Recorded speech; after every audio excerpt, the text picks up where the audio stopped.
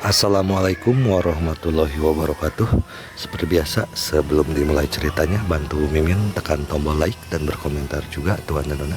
Terima kasih sesudah dan sebelumnya. Oke, mari kita lanjutkan saja ceritanya.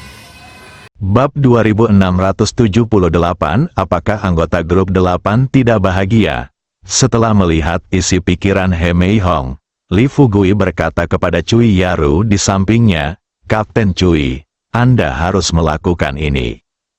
Anda harus mengenal para pemimpin rumah sakit di sini." Cui Yaru mengangguk. Setelah memahami pikiran Li Fugui, dia mulai menanyakan informasi yang relevan tentang orang tua di keluarga He Mei Hong. Setelah Li Fugui mengumpulkan pikirannya, dia perlahan berjalan ke samping tempat tidur, mengambil jarum perak, mengalirkan energi dalam tubuhnya, dan mulai merawat Juanzi. Dalam waktu kurang dari 3 menit, setelah Li Fugui mengumpulkan energinya, dia dengan santai mencabut jarum perak dan berkata kepada Juanzi, "Baiklah, kamu tidak akan merasakan sakit apapun di masa mendatang. Tetapi tubuhmu cukup dingin. Setelah selesai minum air, rendam beberapa kurma merah besar dan minumlah sebentar. Ini akan menjadi pengondisian yang sederhana. Saya yakin tidak akan ada masalah." Setelah mendengar apa yang dikatakan Li Fugui, Juanzi berkata ragu, secepat itu. Bukankah ini terlalu ajaib?" Li Fugui terlalu malas untuk menjelaskan. Dia dengan sungguh-sungguh mengingatkannya, "Ingat saja apa yang kukatakan. Hari sudah larut, dan aku punya banyak hal yang harus kuurus.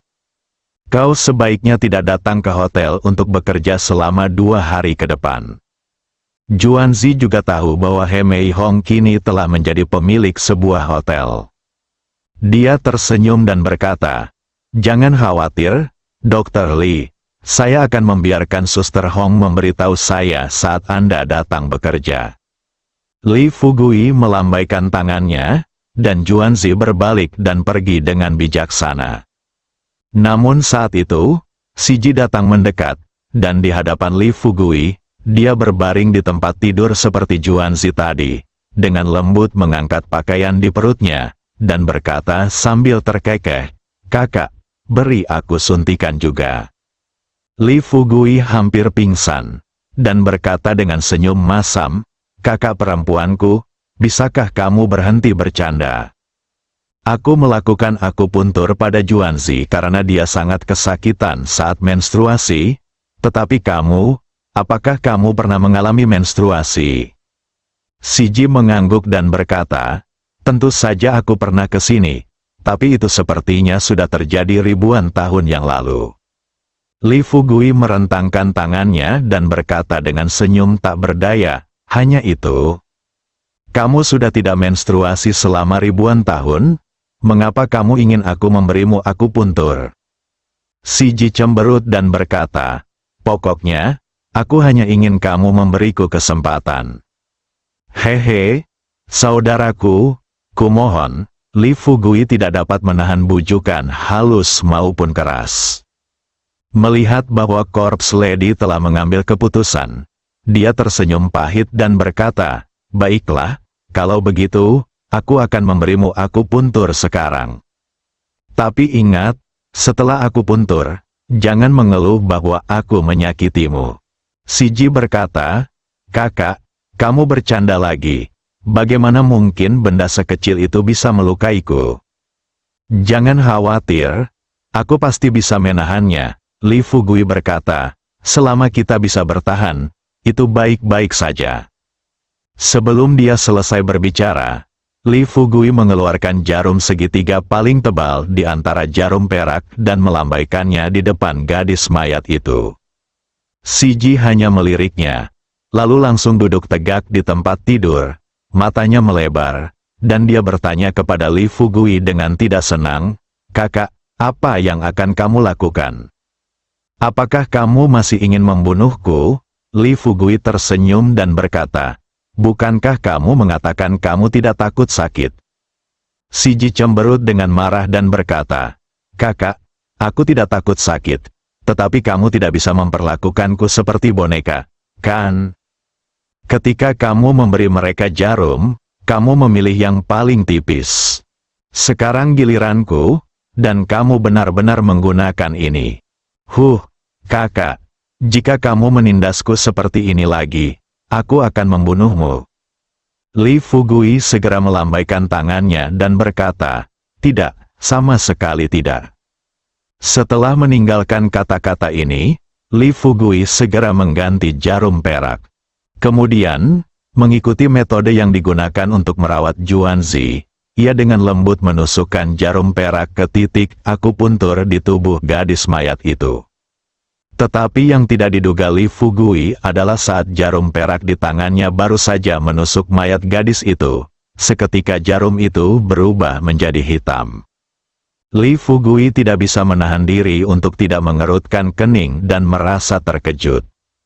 Jarum perak berubah menjadi hitam. Dari pemahamannya, itu berarti ada racun di tubuh wanita ini, putri mayat. Dan berikutnya, aku harus menangkap putri mayat dan mengeluarkan darah darinya. Kalau ini, saya tidak berani memikirkannya. Li Fugui sama sekali tidak berani memikirkannya. Dia menundukkan kepalanya dan melirik tubuhnya, dan banyak pemandangan yang tak tertahankan muncul dalam pikirannya. Si Ji tenggelam dalam perawatan Li Fugui. Dia memejamkan matanya sedikit dan berkata dengan ekspresi senang, kakak, ini sangat menarik, tapi kakak, mengapa aku merasa gatal? Selain itu, sepertinya ada arus hangat yang mengalir ke tubuhku melalui jarum perak itu. Menghadapi iblis kecil bernama putri mayat ini, Li Fugui merasa tidak berdaya dan hanya bisa menjelaskan dengan senyum kecut. Sekitar 2 atau 3 menit kemudian, Li Fugui mencabut jarum perak. Kemudian dia berkata kepada Si Ji dengan serius, baiklah, mulai hari ini, bahkan jika kamu benar-benar sedang menstruasi, kamu tidak perlu khawatir dengan rasa sakitnya. Si Ji memutar bola matanya dengan jenaka ke arah Li Fugui dan berkata sambil tersenyum, kakak, kamu terlalu banyak berpikir. Dengan tubuhku, bagaimana mungkin aku bisa merasakan sakit dalam hal seperti itu? Li Fugui tersenyum pahit dan berkata, lalu mengapa kamu mempermainkanku? Si Ji berkata, siapa yang mempermainkanmu? Aku tidak mempermainkanmu, aku hanya penasaran. Li Fugui menghela napas dan berkata dengan sedikit putus asa, keingintahuanmu seharusnya sudah hilang sekarang, kan? Kalau begitu, biarkan He Mei Hong membawa kita ke rumah sakit sekarang. Si Ji mengangguk dan berkata, baiklah, saudaraku, ayo cepat kita ke sana. Saat meninggalkan hotel, Li Fugui dengan sungguh-sungguh berkata pada Cui Yaru, Kapten Cui, ingatlah untuk membersihkan kamar setelah kita meninggalkan hotel. Cui Yaru tentu saja tahu apa yang diminta Li Fugui untuk dibersihkan. Dia mengangguk pelan dan berkata, jangan khawatir, Kapten Li, saya mengerti. Setelah melihat Li Fugui pergi, beberapa anggota kelompok 8 segera mengepung Cui Yaru. Beberapa orang bertanya dengan bingung, Kapten, apa yang terjadi? Mengapa Kapten Li tiba-tiba datang ke kota Hui kita? Selain itu, Gangxi dibunuh oleh gadis kecil di sebelahnya. Apakah Anda tidak berencana untuk menemukan pemimpin administrasi umum? Cui Yaru menghela napas pelan, dan berkata kepada bawahannya dengan nada serius, kalian semua, dengarkan aku sekarang. Jangan banyak bertanya atau ikut campur dalam beberapa hal. Di masa mendatang, kota Hui mungkin akan melihat serangkaian hal aneh. Yang harus kalian lakukan adalah mendengarkan perintahku dan melakukan apapun yang aku perintahkan.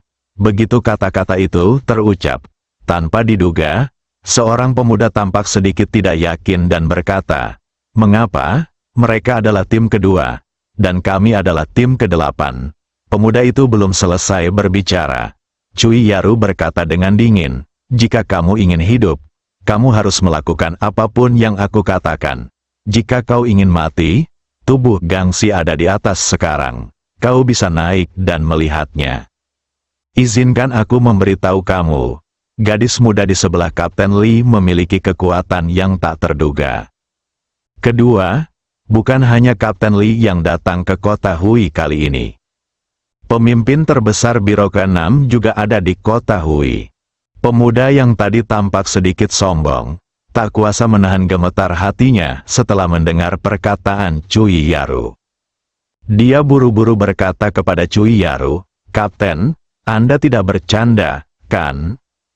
"Mungkinkah Mingji juga datang ke kota Hui?"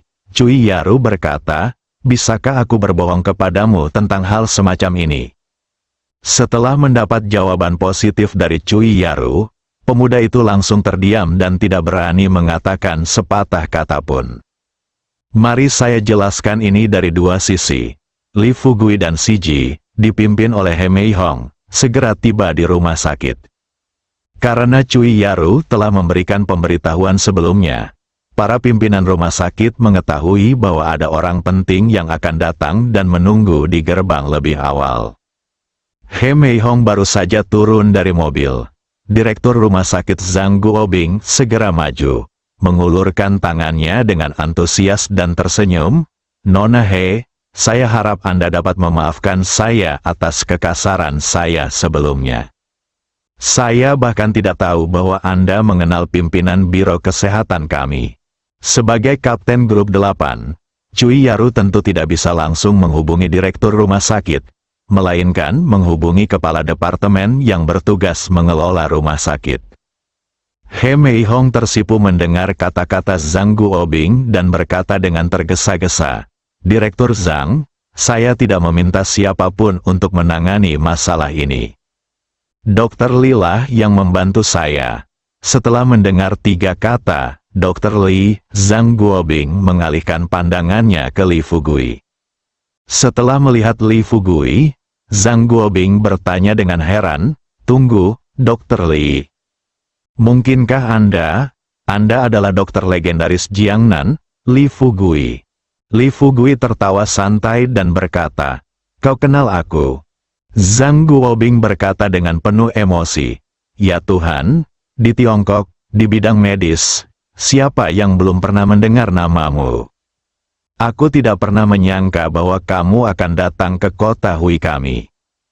He Mei Hong sepenuhnya yakin kali ini, dia juga tidak menyangka bahwa Li Fugui akan begitu dihormati oleh Dekan Zhang Guobing. Terutama saat memanggil Li Fugui dengan sebutan orang tua, He Mei Hong hampir tertawa terbahak-bahak.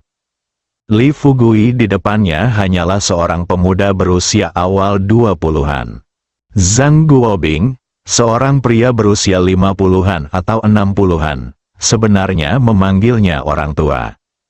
Apa sebenarnya yang dipikirkan orang ini? Tentu, meskipun dia sedikit bingung, He Mei Hong yakin orang tuanya dapat diselamatkan kali ini. Tepat saat Zhang Guobing dan Li Fugui saling berbasa-basi, gadis mayat di sebelah mereka terkekeh dan berkata, "Haha, kalian benar-benar tidak mengenal orang hebat. Adikku baru berusia 20-an, bagaimana bisa kau bilang dia sudah tua?" Zhang Guobing menatap Siji dengan sedikit ragu, lalu bertanya pada Li Fugui dengan ragu, "Dokter Li, apakah ini adikmu?" Zhang Guobing telah meminta seseorang untuk menanyakan tentang situasi keluarga Li Fugui sebelumnya, dan dia tahu bahwa Li Fugui memang memiliki seorang adik perempuan. Li Fugui melirik gadis mayat itu dan berkata kepada Zhang Guobing, "Kurasa begitu." Zhang Guobing tersenyum dan berjabat tangan dengan Siji lagi. "Kamu adalah adik dari Dokter Li.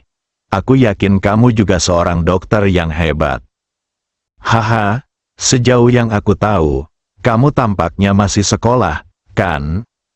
Jika kamu tidak menganggap rumah sakit kami terlalu kecil setelah kamu lulus kuliah, aku dapat mengizinkanmu datang ke rumah sakit kami secara langsung tanpa mengikuti ujian dan menjabat sebagai direktur departemen."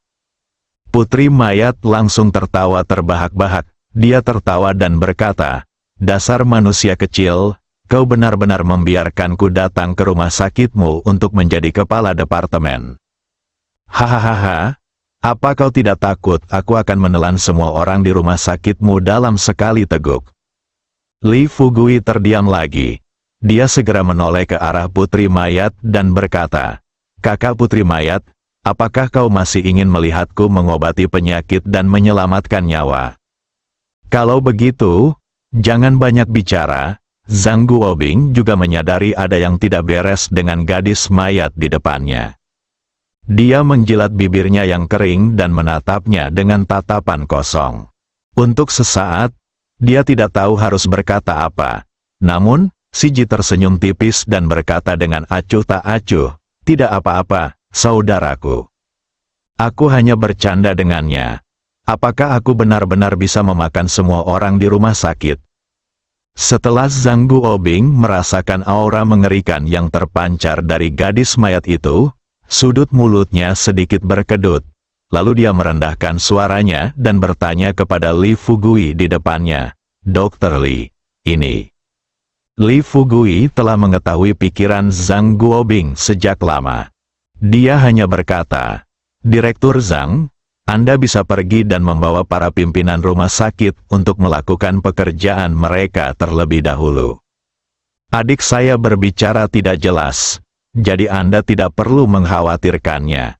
Zhang Guobing berkata, "Dokter Li, Anda sudah datang jauh-jauh ke kota Hui kami. Anda akan merawat seseorang hari ini adalah kesempatan yang baik bagi kami untuk belajar.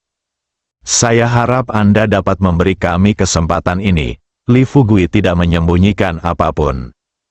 Dia berkata dengan serius, "Direktur Zhang, sebaiknya Anda mendengarkan saya dan membawa para pemimpin rumah sakit untuk sibuk. Sejujurnya, metode saya dalam menyembuhkan penyakit dan menyelamatkan nyawa adalah sesuatu yang tidak dapat Anda pelajari bahkan jika Anda menonton dari samping." Zhang Guobing menunjukkan ekspresi malu di wajahnya. Senyum di wajah beberapa dokter muda di departemen itu membeku setelah mendengar apa yang dikatakan Li Fugui. Namun, si Ji tertawa riang di sampingnya dan berkata, "Kakak, karena mereka ingin belajar darimu, maka kamu bisa membawa mereka bersamamu.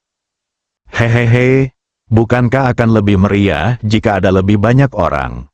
Li Fugui tersenyum pahit dan berkata, "Saudari Siji, kami di sini untuk menyembuhkan penyakit dan menyelamatkan nyawa, bukan untuk ikut bersenang-senang." Putri Mayat menegangkan lehernya dan berkata seolah-olah itu adalah hal yang wajar. "HMPH, kurasa kita hanya akan ikut bersenang-senang saja. Jika kamu tidak mengizinkan mereka ikut denganmu sekarang, aku akan memakan mereka semua."